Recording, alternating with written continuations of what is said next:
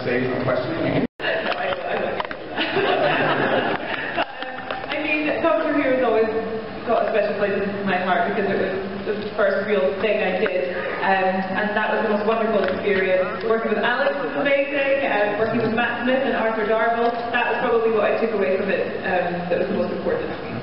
Awesome, and Alex, you know, legend material. If you're asking me to compare ER with Doctor Who, how did you compare ER to Doctor Who? Who did you like best? Who did you like best? Me or George Clooney? Well, this is a long you delivered. So I'm going to have to, you can see you delivered me, so I'm going to have to say you. All right, you guys ready to start this question? Hello, how are you? All right. Good.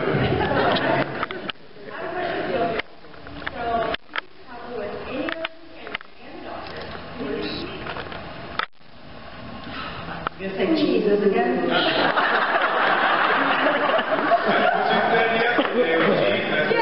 Jesus would be my companion. I think he'd be a really good companion. Mine would be Buddha and Bob Marley. Yeah. Yeah, and I have to agree with this joking again. It's like, yeah, she wants Bob Marley, so you open up the TARDIS and all this thing is smoking comes out. Great choice there. Hi. Hello to both of you on this. I'm really strong fans of both of you.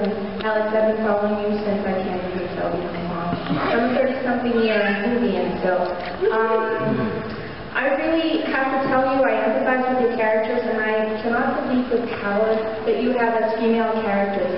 And I'm not sure, do you understand the power that you have? Can you see it? With millions and millions of fans who love you.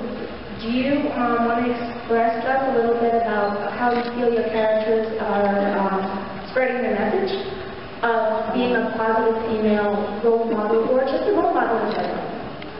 Well, for me, I think a lot of that comes down to Stephen Moffat's writing. I think he writes really amazing female characters, and we're just the lucky people that get to say the words that he writes.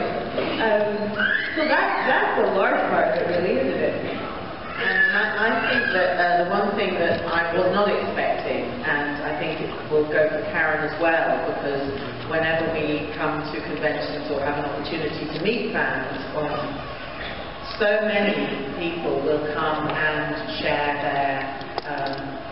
their problems or the difficulties that they've had in their lives, and they say it's through you that I was able to go on one way or another.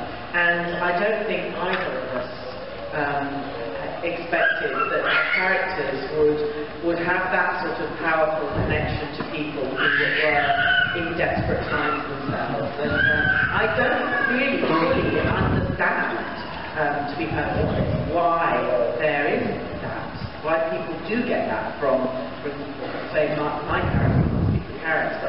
I don't really understand what it is that the character of River gives to people necessarily, because I think as an actor you just do it.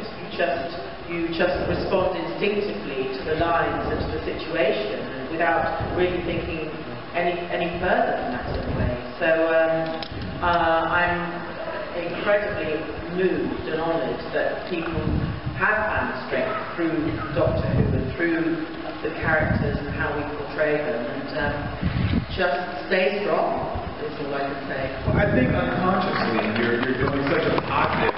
You get right.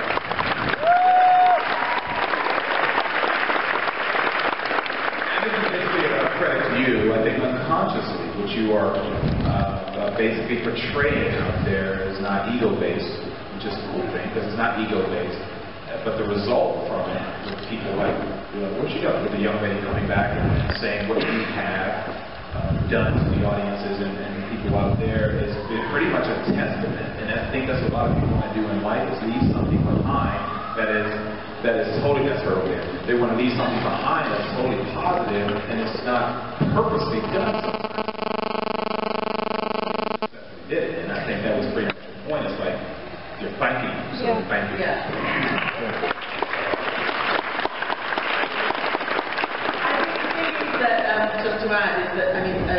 Barry said, Stephen has written sort of great female roles, which is quite extraordinary given that he's a man. It's not always the case with male writers. No, it's not always the case with male writers. But also, the characters, they go through difficulties and they have sort of extraordinary adventures, and no matter what they face, they come through at the end. But they come through with grace and good humour and kind of with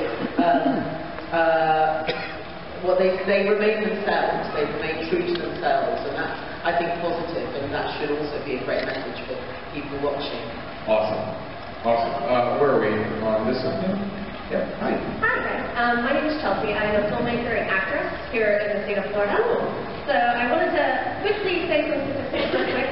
For the women directing films from 2009 to 13, it's only at 4.7%, very, very low. And then for independent films, it's at 10%. And if I'm not mistaken, Karen, I saw that you on IMDb did a short film recently. I did, yeah. And I was wondering for both of you, if you could give us feedback kind of going on with the women scene, I guess, today. Inspirational words for us, because, I mean, the statistics are low, so how do you guys... The statistics are totally ridiculous, actually, because I have so many amazing females just in life that are totally creative people and have so many ideas, so it's so weird to me that there's such a low percentage of women that are making films, and I really think that needs to change, and I think a lot of that is probably down to women not even considering that as a profession. Like, it's not even like a thing that you would naturally go into.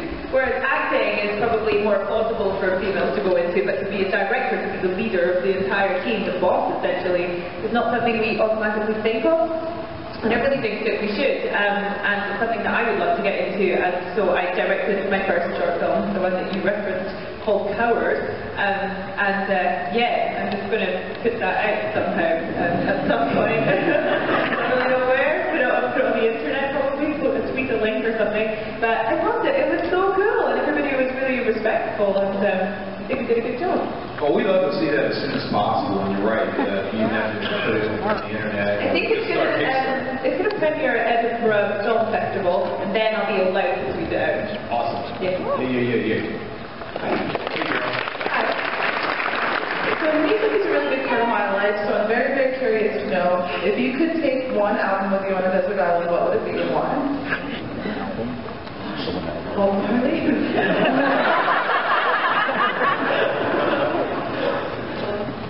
One album, only one. There could be only one. It is erroneous numbers.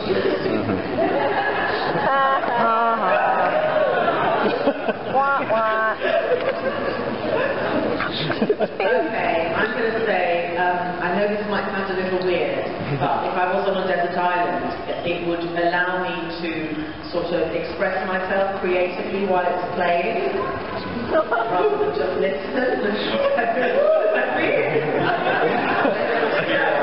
No, I would actually take Carmina Burana.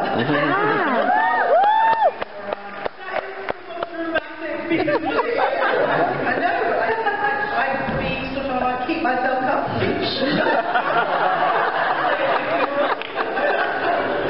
you think that'd be really funny if I was getting cremated to that? My album, oh, don't know. Britney Spears? No. Elvis? Maybe the greatest hits of Elvis Presley. Or is it... Volume 1.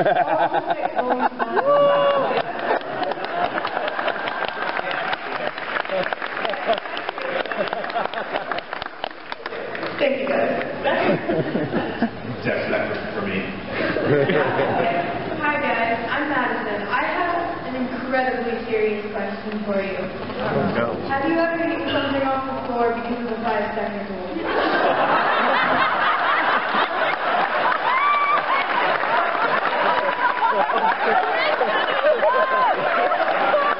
It's an original.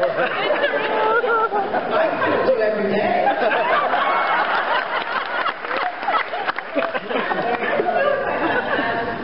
But I know that I've definitely, this is a bit of a revelation. I've definitely been in a nightclub and someone's leftover hot dog was on a table.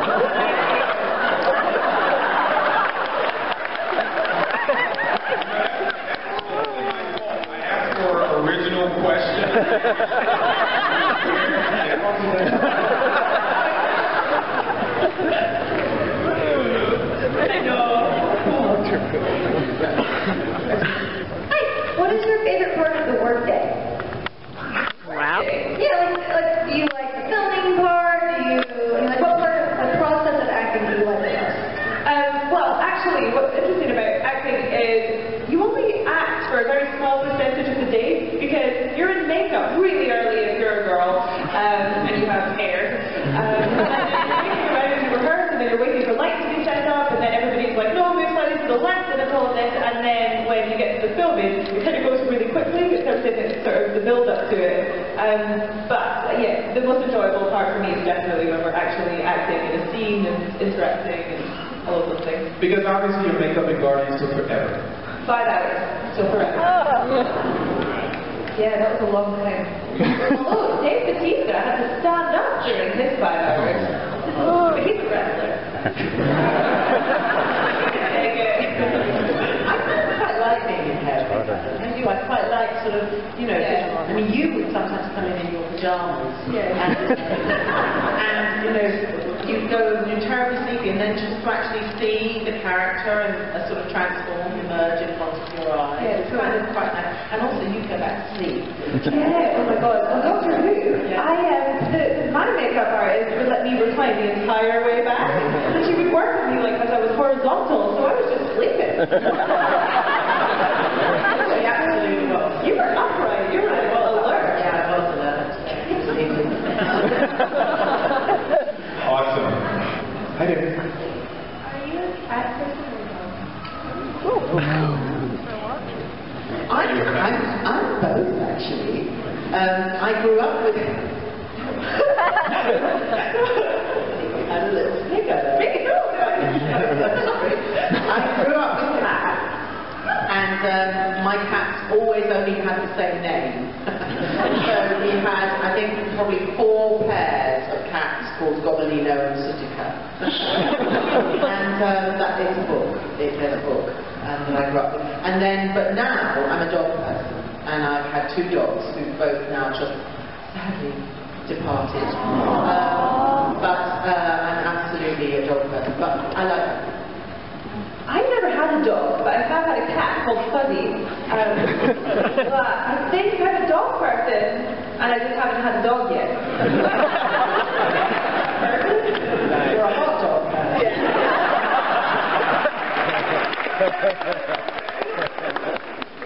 So much. My question is for Alex. I'm sure you've had to answer this a million times, but I've never heard it. Do you think that there's a possibility of your song meeting Quality's 12th Doctor? And more importantly, how do you think she'll react to his new face?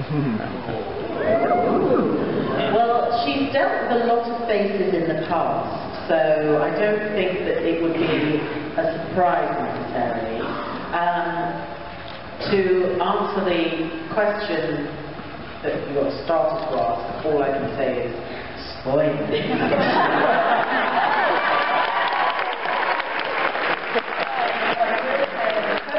is that the sonic screwdriver that I had in the library, which had been given to me by the doctor, is not the sonic screwdriver that has been seen yet.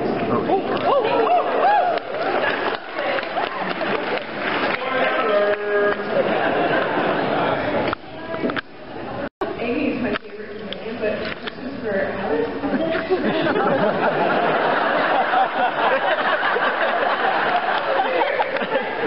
Since River knows the doctor's name, I was wondering if you actually know his name.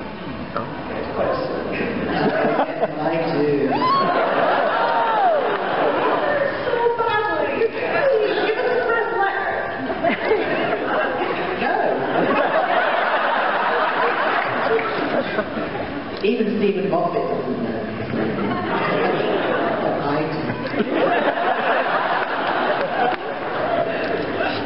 She'll whisper it to us. Who we have over here? Hey, Brian.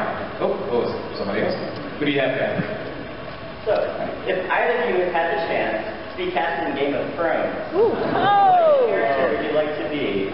And do you think you would live? I don't know Game of Thrones.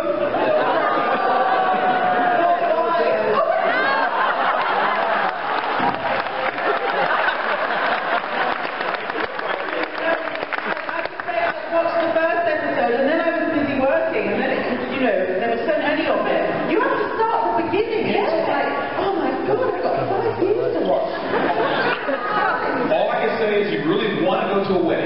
It's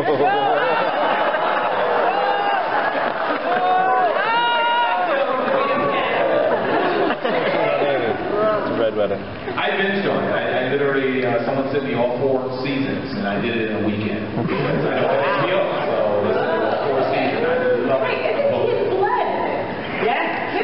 No, and I was telling him when we were down in the mine shaft, I was telling him that he had to take that role. Yeah, I remember I knew that it was going to be brilliant. Yeah. And I hadn't even heard. So he's playing that role. Yeah, I play that role. The guy that's the supervisor. Ian Blair. Ian Blair? Scottish dude? I think he's the girl with the white hair. Yeah. Yeah. Daenerys. Yeah, what she said. Where are Scottish people in the back, yo?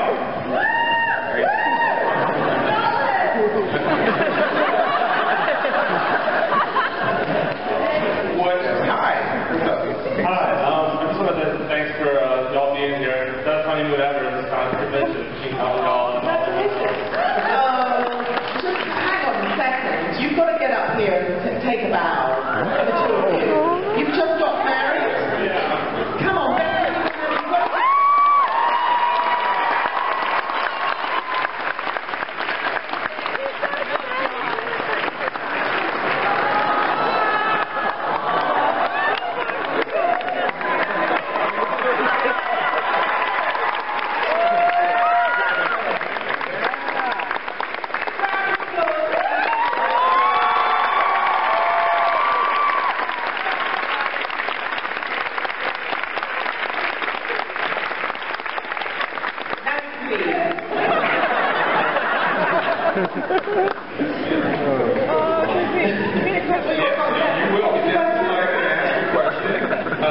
I recommend that everyone who's about to get married to make MegaCon their next Florida destination.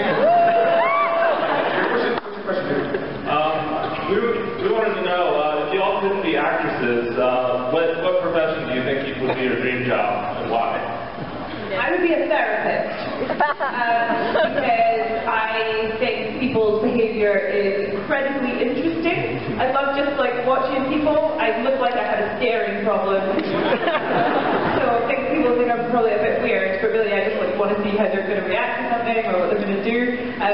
So something to do with that would be really good if I could analyse human behaviour. And we were asked this question yesterday, actually. It's not that original.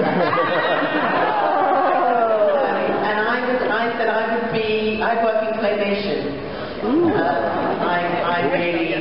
I'd love to do that, actually. I think it's so fun. You've seen shows from Rankin Bass, Rudolph and things back during the day. I think that's kind of... Yeah, and it's more actually, it's Wallace and Gromit. Yeah.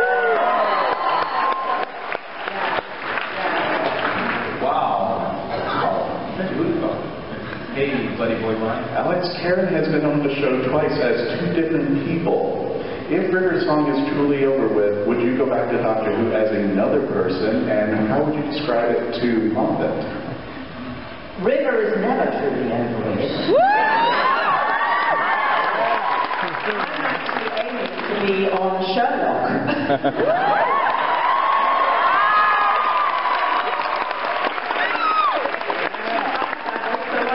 End up in Sherlock's in 22 Big History. Yeah.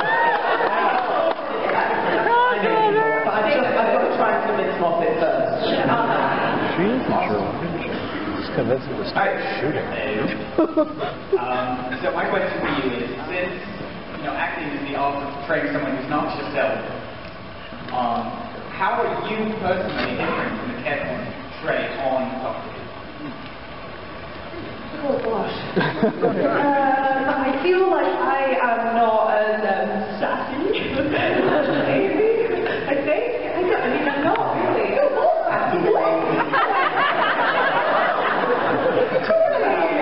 don't really see myself as sassy. Yeah, I don't think so. She's like a bit more sort of like attitude-y and a bit more like whatever. Maybe I'm making that up. So much sass.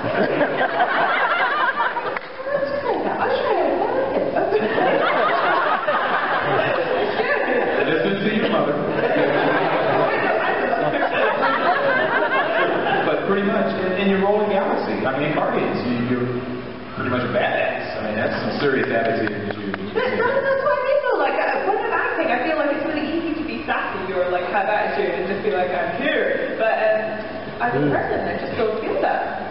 It's like an outlet. I think it goes back to what I was saying earlier about how I'll just work instinctively from the lines. I guess there's always going to be an element of yourself in the roles you play, because ultimately that's what you're sourcing. You're sourcing a sort of an instinctive response to something. So, but I'm not as badass as River Song either. We're neither of us badass. Karen is. But I'm actually not like River Song at all.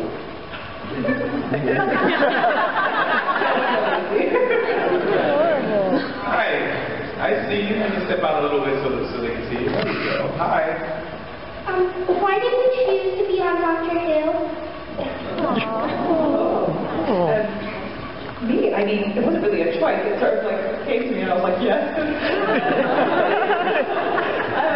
Yeah, it was like one of the first sort of real acting jobs that I did.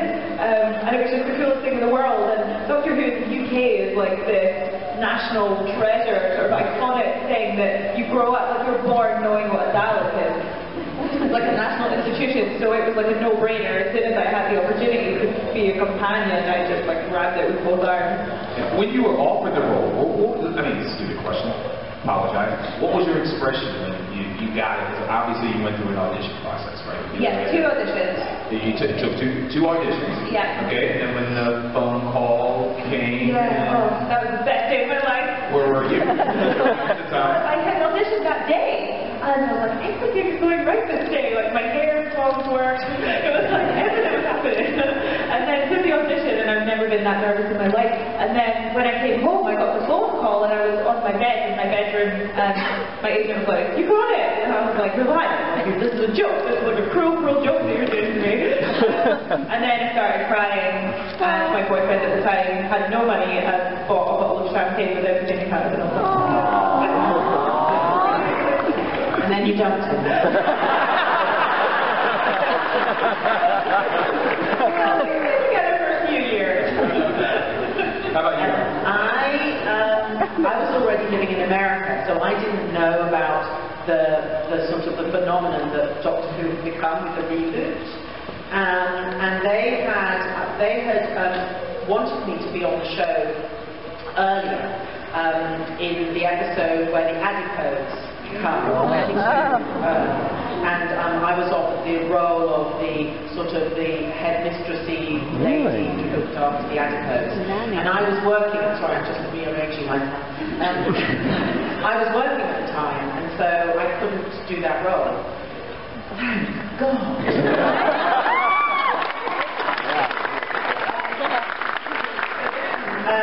I was it was a few months later then I was sent the script of Silence in the Library, the 2 episode arc, and I read it and I cried when I read the episode, and so I just thought, alright, if I'm having this response then, and if it's moving me in this way, I guess maybe I should do it. And so that's how I took the role of River Song.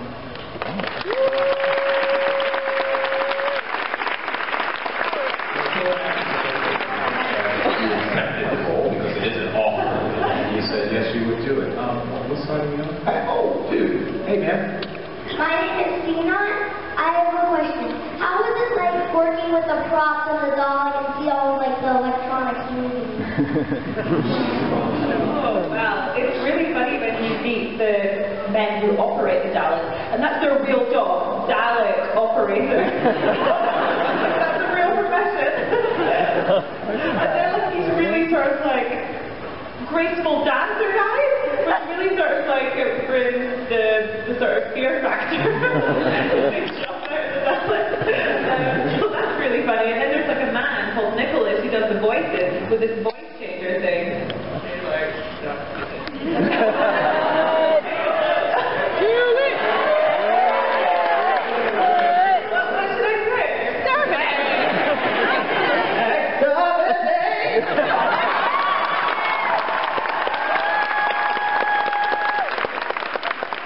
There's also a group of guys in Wales, and they sort of, they're everything, aren't they? They're Cybermen, and they're all the sort of, any sort of the aliens. It's like there's a group of about 4 of them, and they always come back, don't they? Playing all the different aliens, but they're great guys. There's a guy who tried to do all the pyrotechnics. Oh, There's yeah. constant explosions. And that's quite scary because they're really happening. Danny Harbour. He's brilliant. Yeah. But it's so fun and going on. Where's he gone? He's over here. Stand up, son. Go back. The TARDIS, oh my God, flying the TARDIS is so much fun. And all the buttons and knobs and bells. Are there little labels on it so that you keep consistency? No, they're in They're each time? Matt got a lesson when he became a doctor of what everything did, but no one else did. There's a TARDIS. He got a lesson from me. Yeah. They might be supposed to got a lesson from me. But it's terribly exciting, really. Yeah. Awesome. Okay, dude. Good? Woo! Hello. How are you? If you could choose what doctor you wanted to travel with, which one would it be and why? Careful.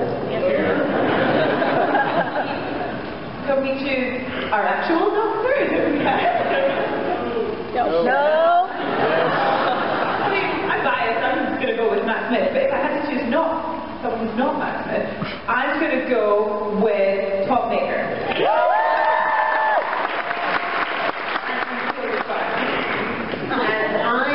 And you've seen me with David Tennant and with Matt. And the truth is, they're one and the same person.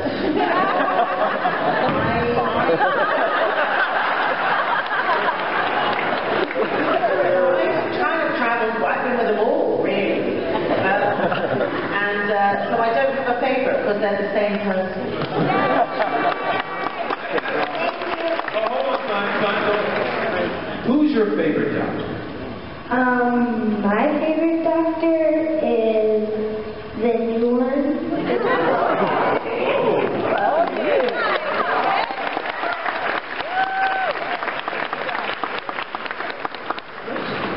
Alrighty. Hi. I just wanted to say I'm a big fan of both of you, but I do have a special question for Alex. I also have naturally curly hair, but it never looks as fantastic as yours. So I have to know, what is that? Is it coconut oil? Like what?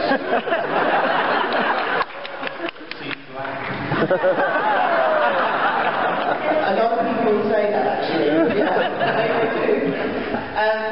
I use, well, for a start, okay, sorry guys, we're talking hair.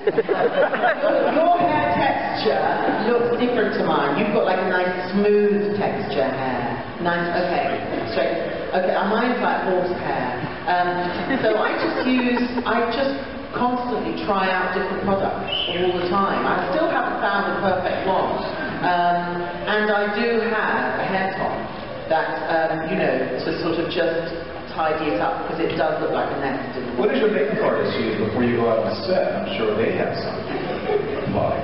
Not really. I mean, because we do our own hair at home and wash it and all of that, and then they'll put like a sort of what do they do? A hairspray. I mean, they don't really. They don't sort of. She's asleep. They'll put some sort of like mousse or something like that. Styling mousse, but. I understand. I have that problem all the time. Good question. What is your favorite thing about makeup?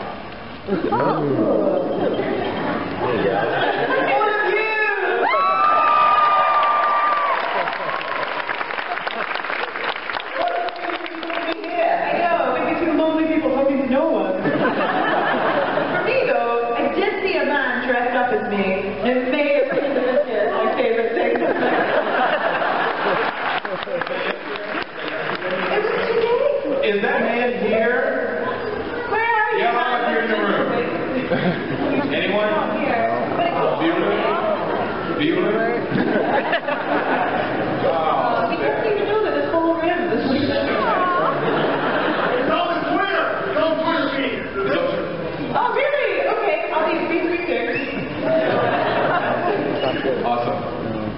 that okay with you? All right. Hi. Hi, Karen. Hi, Alex. Hello. So we've kind of talked about this a little bit about female characters. I love how strong female characters Amy and River are, but also in other projects that you've done, like Karen in the tragically canceled Selfie, Guardians of the Galaxy, and Alex in ER, and also briefly now in Arrow. You have female characters. So my question is, when you get a script or when you look at a script, what makes you say that I want to play that character? Do you get offered of scripts? Do you have a lot of scripts in front of you to choose from on a weekly, daily, monthly basis? Millions. No, I don't know. I mean, there's definitely like scripts that come through, and there's ones that resonate with you and ones that don't. It's not a well-rounded, interesting, cool female character, then I'm just not interested, frankly. And I think you can just sense that when you're reading it, and like, oh, can I take hold of this and do something with it? I think I've just been really fortunate to play a few good female characters, and I hope it continues. I think so much comes down to the script. I think probably on the whole, it's the script in its entirety that one responds to, and because I'm sure that you also, you read scripts sometimes, and it's not necessarily that you've been made an offer, but you get a script to read and you have to go and audition for that role. And I'll sometimes read the script and it'll be a large part, but the script is just crap. And I'll just say, I'm really sorry, I just can't go in on this audition, I just can't. So really, bottom line is it has to be good writing. Is there anything we may know of that you have turned down? In terms of the script, is there movies that been tell you that? Really? Yeah. Okay. Somebody ask that question again. Hi, over there. Hi. First off, I would like to say thank you for coming to America. Both of you two have gone over your time that Dr. Who is pretty much over. So.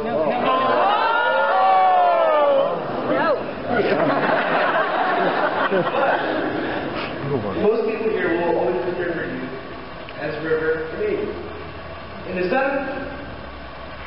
Absolutely. I get that. Absolutely. I mean, in the UK, when you're in Doctor Who, it will literally be in your obituary that you're in Doctor Who.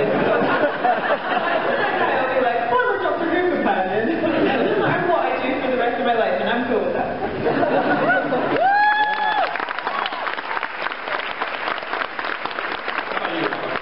And I guess maybe because there are actors out there that we know of that have been typecast, maybe because of the roles that they constantly played away. And neither you guys have been in various things, movies and whatever, and I don't see them really being typecast, but you know. No, and I don't think we ever will be actually. And maybe that's. No, I think that's a good thing. I think it is hard sometimes. When I left DR, I absolutely had a period of time where I wasn't working, and I wondered whether it was because I had just been so visible as an English character on ER. And so when I was living in the States and auditioning for roles where I would have to be an American, they just couldn't kind of like just shift that mindset because I played this strong English doctor on ER. But then after a while, it kind of that sort of is forgotten. You just have to do a couple more jobs where you are very, very different, and then people sort of like realize that you have versatility and you can do other things. Awesome. Hello. Hey. My name's Nicole. I'm going to do this really quick. I'm so sorry.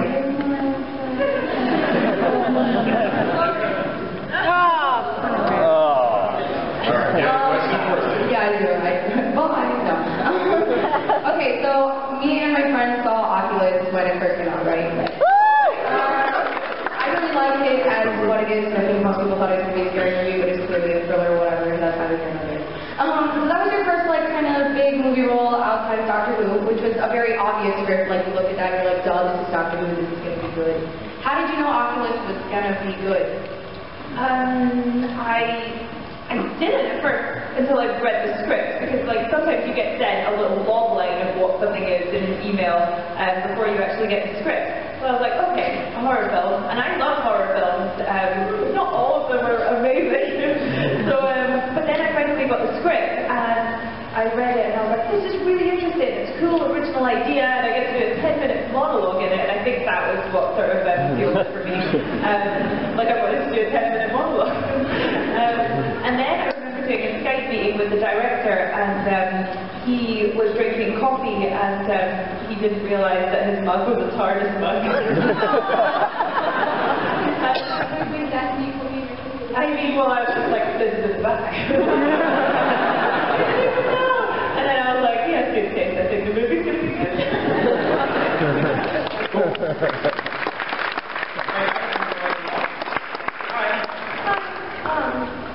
If you could choose a role from any show or movie, what would you choose?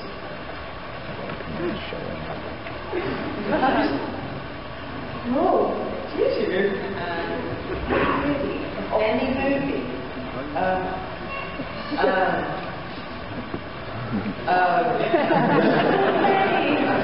There's so many movies. Oh dear. I would probably, I'd love to play Elizabeth I. Oh, yeah. I'd love to I would love to have done that. I would love to have kicked Kate Blanchett out of the forest in Lord of the Rings.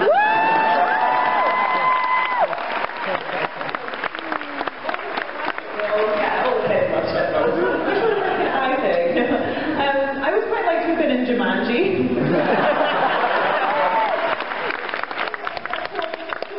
But you don't understand. Okay, that's it. Okay. Yeah. Cool. Where are we? We're on this side? Yeah. Hi.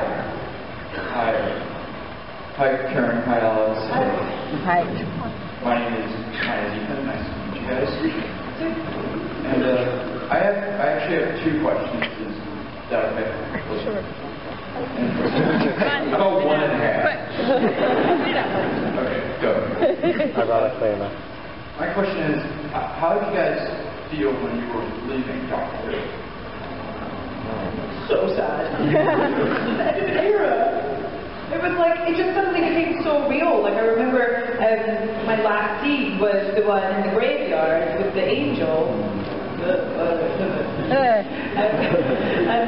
yes, like I was like, how am I going to act this? Like how am I going to get to this emotional place? And I was really worried about it. And then when we came to film it, I was like, oh, I don't need to do any acting at all because I really am leaving. Like this is really happening. And then I just started crying for real. And then Matt was sitting on a gravestone listening to Close to You by the Carpenters. That's so cruel. Did they give you a party? Yeah. See, I don't think I've left yet because I haven't had a party.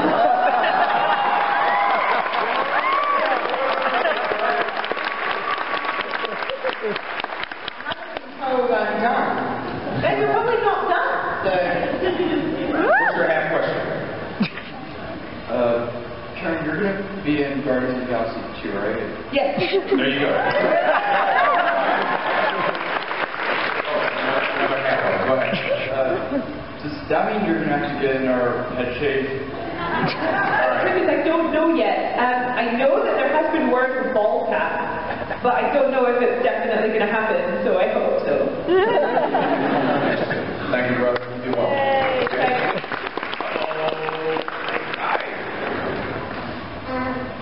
Put it up close to your mouth so we can hear you. There you go. Both of you when you blinked at the when you, Amy, blinked at the angel to die to heal the world. That was really sad. Still one of my saddest memories. It wasn't even real. It feels like it was real though. And then you were there as well. Like we were all in a bit of an emotional place, weren't we? Yeah. Oh God. Oh, dreadful. Yeah. I noticed Dr. Who is a lot of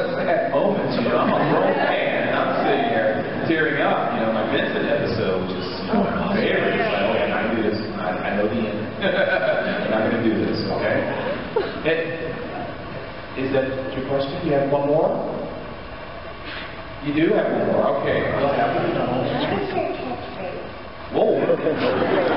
What is your catchphrase? It's life. No.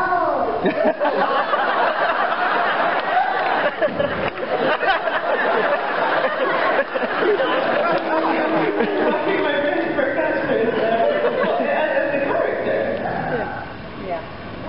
Is it? I mean, the word I said was the doctor in every possible delivery. I feel like. I was going to take a montage of every doctor. That was your catchphrase. Yeah, well, oh, you got more too. Woo! And do you want to be me? Yeah. Hello, Susie.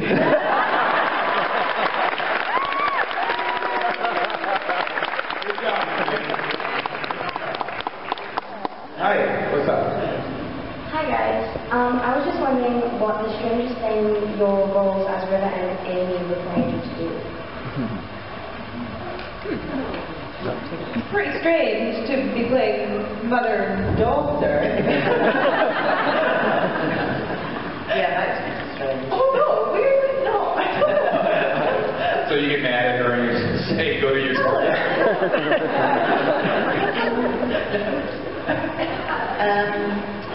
Do you mean in the actual filming of it, or Yeah, in any sense. in any sense?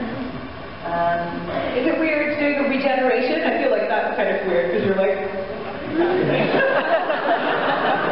Yeah, actually, that can be pretty embarrassing. And also, what can be pretty embarrassing as well is when the TARDIS is sort of suddenly being thrown around space, and we have to throw ourselves around the TARDIS, and you have to just assume and hope that everybody is doing it as seriously as you are, that nobody's looking at you going. That's actually really embarrassing. Yeah. That's very good at it, isn't it? He's really good. He's really like, yeah, whenever he flies, everyone has to like that. Yeah, he does. Something to say. Thank you.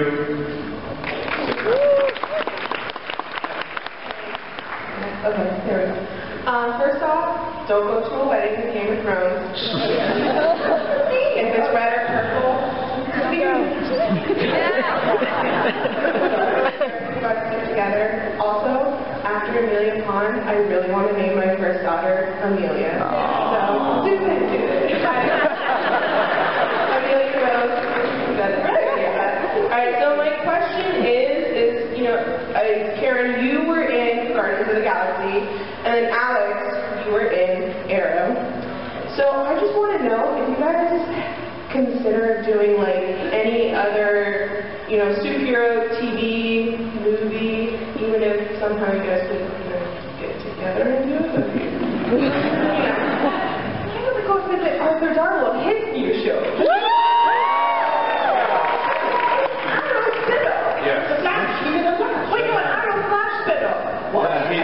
He's a part of the Suicide Squad. Rip Hunter. Oh, really? Character name there? Rip.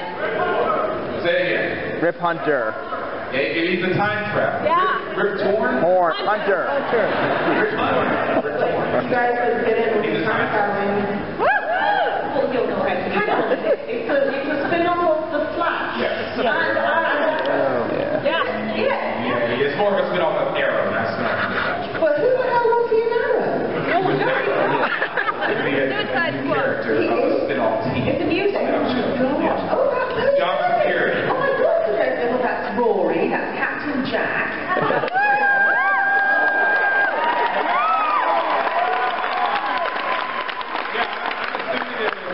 Dr. Arrow. Might as well. That's cool. Did you answer? Yeah, I guess they asked what character. I don't know. I mean, I just want to pop in and see Arthur on the show, and I think you should too, because you've been in Arrow. I will. And I was taking karate lessons with a woman. Yeah. For the show. Yes, it makes sense. Which is really funny because he moves like water, like a fluid man. Like there's sort of no angles to it. Yeah.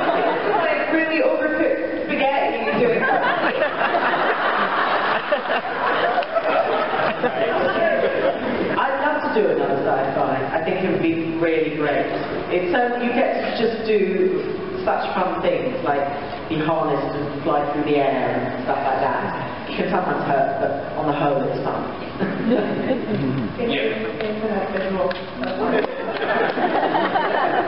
Cool. Yeah, so you guys are branching off into so many different spin-offs from DC characters and so on. And his character, if you guys are familiar with it, this time-traveling character is kind of very interesting because it's kind of still staying relevant to where he came from. But you'll see if you progress starting to run into a TARDIS all the way. Hello, if you could be talking for a day, what companion would you love to travel with?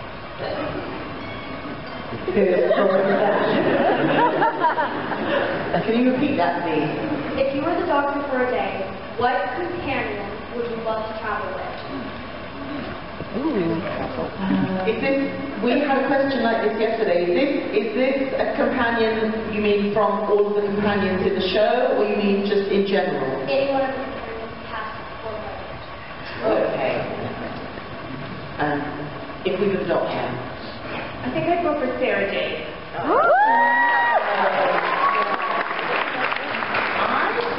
I think I'd go for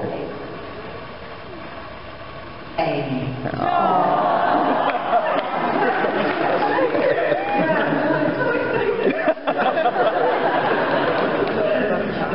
That's so lame.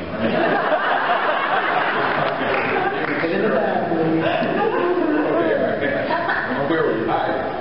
Hi, I'm Sarah Mar. I wanted to ask you how good of a kisser was Matt Smith, and if you could date any minor character from the show, who would it be? My mentor.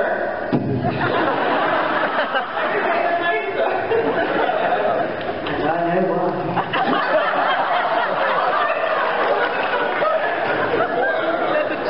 You have to be like dressed like the Minotaur all the time. Like not the real guy. Let's get to the kissing, okay? So, first off, rehearsal. You had a kissing scene. You kissed Matt. You kissed him too. Yeah.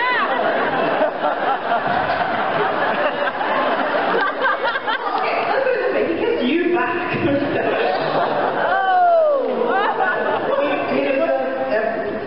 Spoilers? At least one.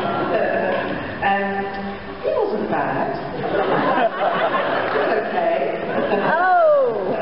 What do you think, Karen? Well, I mean, it wasn't really reciprocated. Like, what are you doing? But there was skin contact, so was his lips soft? Very soft lips.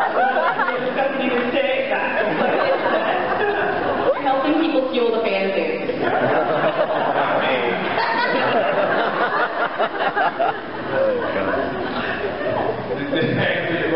Would you like to kiss Matt Smith?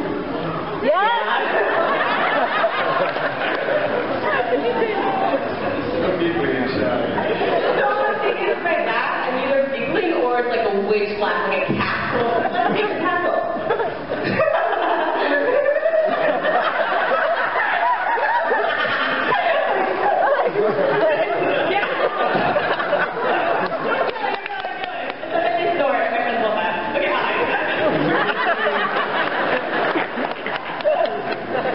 Hey, brother.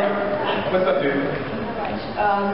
So, with all the show aliens and things like that, if man really made a time machine, would you travel?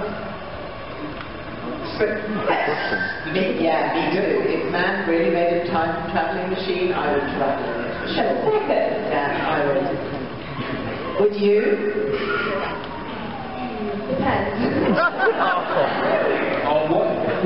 How big of a time machine it is, where it needs to be, and why. What the hell did you just say? You're pretty smart. Yeah. Future doctor. Yeah. I'm not going to die until you get that thing up and running, okay? Hey, man. How you doing? That's love. So, my question has to do with where do you see yourself in the future as actors, and you're scripting, or you're trying to figure out the scripts and the techniques of actually learning the script of a giant, right? What's the question? What? I was saying, where do you see yourself in the future as actors? I mean, what are your goals, and how do you, memorize your scripts? Oh, and like all the lines. Yes. There's a lot of lines. Well, I don't know if you remember lines, but I record all the other characters' lines on my phone and leave spaces for my own lines, and then just do it like that, so I get it off the page. So I'm lying in bed doing that. I write them all down. Do you? Yeah, I do. I write them down, and if I look at a script, within, say, a paragraph, I will look at things that are like puzzles that keep me to sentences that, for some reason, have words begin with W's, and that will make me remember immediately that line. Or I'll remember certain parts of the text in different rooms in the house, and so I'll have kind of like visual clues. They really do. They work. No visual And then it's doing something in an American accent. I've taken to saying every single line 20 times as fast as I can in the accent, but it's really weird. And in terms of where we see ourselves? Yeah, I mean, just like what kind of roles would you like to play in the future? Is there an end goal? Is there like at the very end, a director, or maybe some big movie that you see yourself that you want to do in the future, or a book that you've read, anything like that? Well, you obviously see yourself in the future directing. I would love to do that so much. I want to write films and direct them. That would be like my dream existence.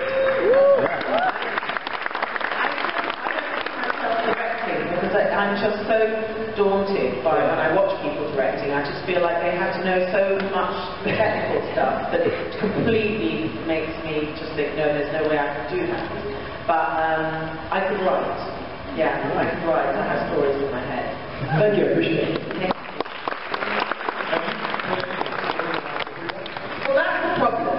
I put them on paper and then I get distracted, and so I don't follow through. But they sit there, and then I go back to them again. Do you need to keep that mindset? Yeah. You can't put it off to the side and kind of revisit it? Yeah, I mean, I guess so, but it's just taking a very long time. I just don't have that I suppose, that discipline. But I like to keep playing the stories in my head, because I see them as a film. Oh, we'll wait. Okay. Yeah.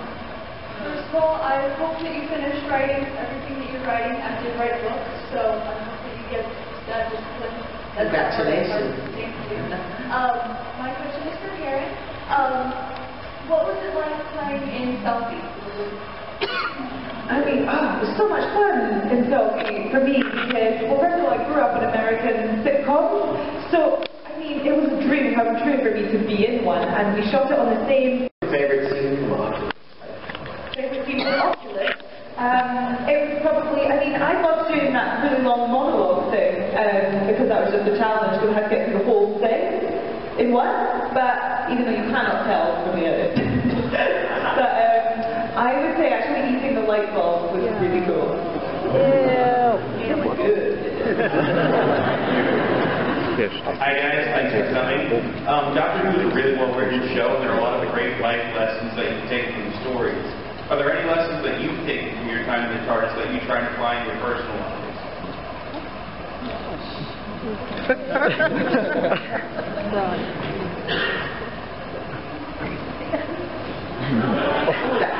Oh, yeah, don't blink, exactly.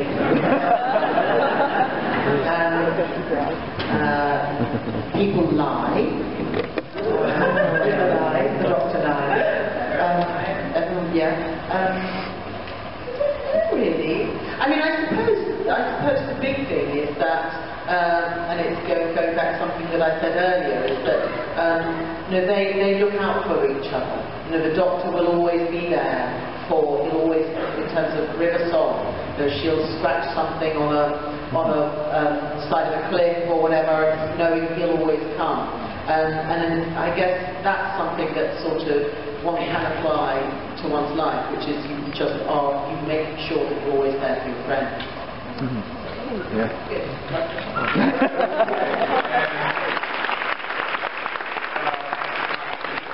You're standing there or come back. You're standing there already, and I know it's something you need to ask as you stood there, so go ahead.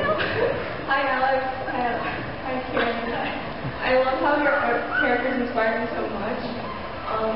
For Doctor Who, out of all the monsters and aliens you encountered, which ones did you think were the scariest, or when you're on set it spooked you?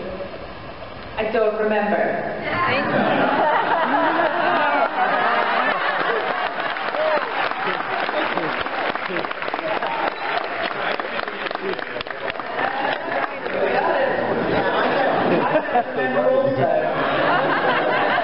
My favorite. Like Weeping Angels would do that because it was like the reason why you were on the show. Yeah, by the way, they are actually the scariest villains to me, and also the coolest ones. So that the fact that I got to leave due to a weeping angel and get displaced in time was really cool. I mean, the girls, this is a spoiler, the girls who were the Weeping Angels, they were amazing dancers. And they would come and they would stand for hours outdoors and, in the middle of the night still in their costumes, and they literally, a lot of them, they couldn't move because their costumes kept them rigid and made each of their arm would move a little bit. But I felt so sorry for them because they were in such discomfort for so much of the time. But the guy, because we had one guy called Marnix, who was one of the, I don't remember, and he was awesome. He was so tall, but he used to dance in his costumes. Do you remember? And he had his long fingers. He pretended to be playing air guitar. It was very, very cool. Yeah, huge fingers. But he was lovely as well. Yeah. How's that? All right, you're going to be the last one. I'm sorry, dear, but that's all we can get in because they have somewhere they need to be. Okay, my apologies. Ladies and gentlemen, these are two of the loveliest ladies that I have ever worked with. I think they're gracious, they're genuine, which I like, and they're honest, and they won't give us spoilers, but that's okay.